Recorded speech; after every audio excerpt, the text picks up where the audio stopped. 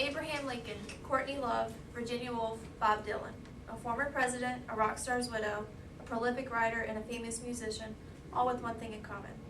They're suspected of having autism and Asperger's disorder. Most of the cases were borderline, but they still exhibited symptoms. Autism is becoming more and more prevalent, with 1 in 110 children being diagnosed. According to Autism Speaks, an organization that raises awareness and supports families affected by autism.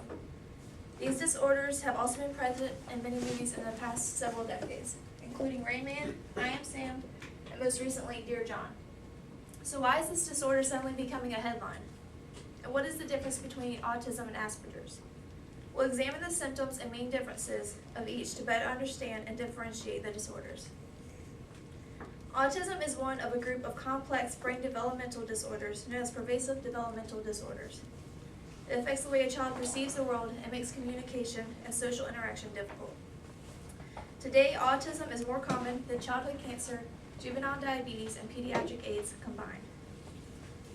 Autism can be very easily recognized or hardly noticed, depending on the severity of the disorder. As you can see in these pictures, Lizzie is looking directly at the camera, and Nathan is not making eye contact. This is my cousin Nathan. He'll be 6 years old next week, and he started kindergarten this year. He's just recently started talking with the school programs that he's been getting into, but he still can't really make full sentences on his own. He's been diagnosed on the autism spectrum as developmentally delayed. Some children can be as old as 9 years old before they begin to talk, and some never do. And when they do talk, it's often in like a high sing-song pitch type of voice, or it's like very flat and robotic. How would you play with these? You're 3 years old again, what do? Race them, crash them together. Not an autistic child. They line them up one by one around the room. Nathan would take the cars and line them up all around the living room, and he didn't want to do anything else with them, and he'd get upset if you moved them. Autistic children have a really difficult time expressing their emotions because they can't say what's on their mind, they can't say what they're feeling, and so they have like these meltdowns. They kick, scream, break things, attack other people, bang their head, pull their hair, or any other spectrum of things. These instances of losing control can come about when a slight change is made in a routine. The cause of autism remains unknown. Vaccines have been suspected for some time, but there's no evidence proving that yet. And just as there's no cause for autism, there's also no cure.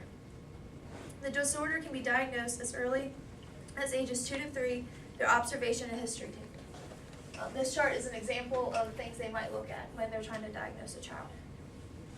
Some people with autism, depending on the severity of it, can live semi-normal lives. Other people need constant support throughout their life. So now that we've looked at autism, let's take a look at Asperger's syndrome. Asperger's syndrome is another developmental disorder on the same spectrum as autism. On the contrary, a key difference is that children with AS retain their early language skills, according to the National Institute of Neurological Disorders. The most distinguishing symptom of Asperger's is a child's obsessive interest in a single topic to the exclusion of any other. They live, breathe, eat, and sleep this topic. It's all they think about and all they want to talk about. They seem like little professors because their knowledge of this is so vast.